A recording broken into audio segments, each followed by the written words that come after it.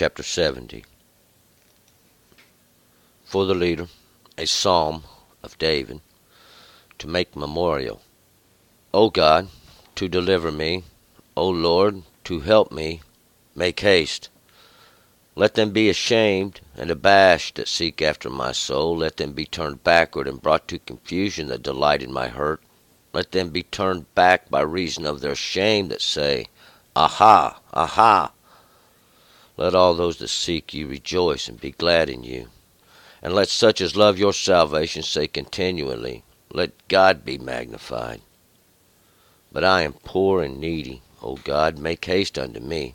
You art my help and my deliverer. O Lord, tarry not.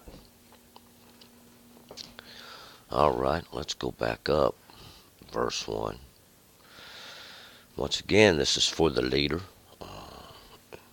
We can consider this a psalm, but it's more like a petition is what I would call it. A petition, and I believe it's of David. David is the beloved. He's the chosen one, Yedid. And it is to make memorial. And that's why I call it a petition, because it's a statement of a few facts here. And it's for a memorial. Sometimes we think a memorial is just something we set up to call to memory, and it is. It is a memory, and this here's a statement of the facts that create the petition to bring in of that memory, or for that memory. We're going to pick it up in verse 2. O God, to deliver me, O Lord, to help me, make haste. And that's not to tarry, not to waste any time about it. Need help fast, need help to be delivered. And this is for that period of time when we find ourselves stumbling, find ourselves falling down maybe, or whatever reason. We're going to see that in this situation, surrounded by those who are coming against us. 3. Let them be ashamed and abashed that seek after my soul. Let them be turned backwards and brought to confusion that delight in my hurt. Let them be ashamed and abashed. Ashamed is to be and even be found in what you're doing, and that's what the abashed means. You've been found to be in that position of shame, and sometimes it's confusion. The basically the word is bush, to be ashamed. This word is to be confused, to be not as maybe you didn't know. It's not necessarily to be for wickedness, but if once you find out you continue in your ignorance, then we'll find that that's no longer shame. It's just pure wickedness.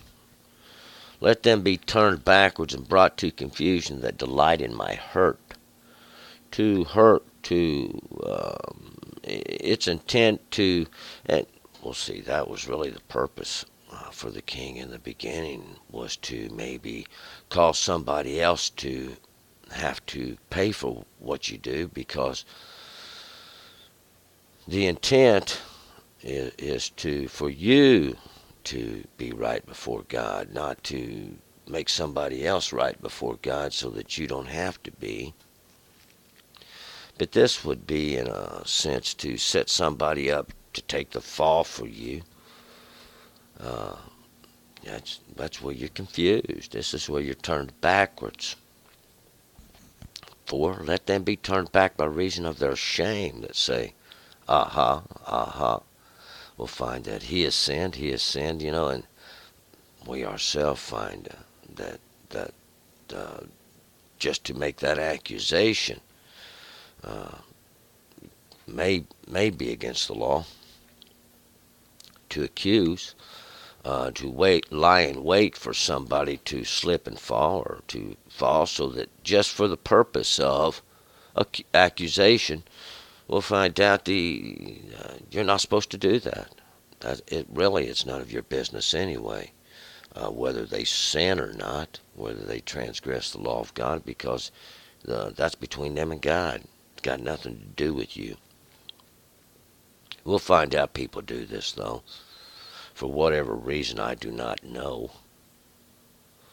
5. Let all those that seek you rejoice and be glad in you.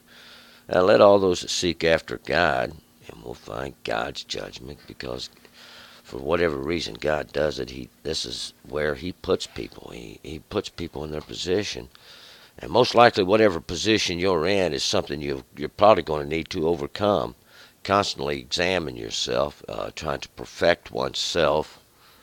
I believe the ultimate goal is perfection, not to remain in your pollution. Let such as love your salvation say continually, let God be magnified. And let those that love God's salvation, because salvation comes from God, it doesn't come from anywhere else. God is, we could say, He's the God of light, He's the God of darkness, He's the God of everything. And God has the ability to take away your understanding. God has the ability to give you understanding. And God has the way to, we could say, give you a pleasant death. See, as if there was something pleasant about dying. But let God be magnified. Let it all magnify God. To magnify God is so that you can see God, so that you can understand God, so you can have some vision. Obviously, having to be magnified, it's kind of like putting on a set of glasses so that you can see. Sometimes it's not what's far away we can't see, it's what's right dead in front of our face. That's what we can't see. 6. But I am poor and needy. O God, make haste unto me. You art my help and my deliverer, O Lord. Tarry not. But I am poor and needy. Poor, I don't got a lot of understanding. I ain't got much going, but one thing I do understand is that He's God. There is no other. It's His law. It's His Torah that gives me my understanding and my knowledge. It didn't come from anywhere else. God is my help and my deliverer. And I am sure, as He is, He will not tarry. We're moving forward to Psalm 71. Turn and return.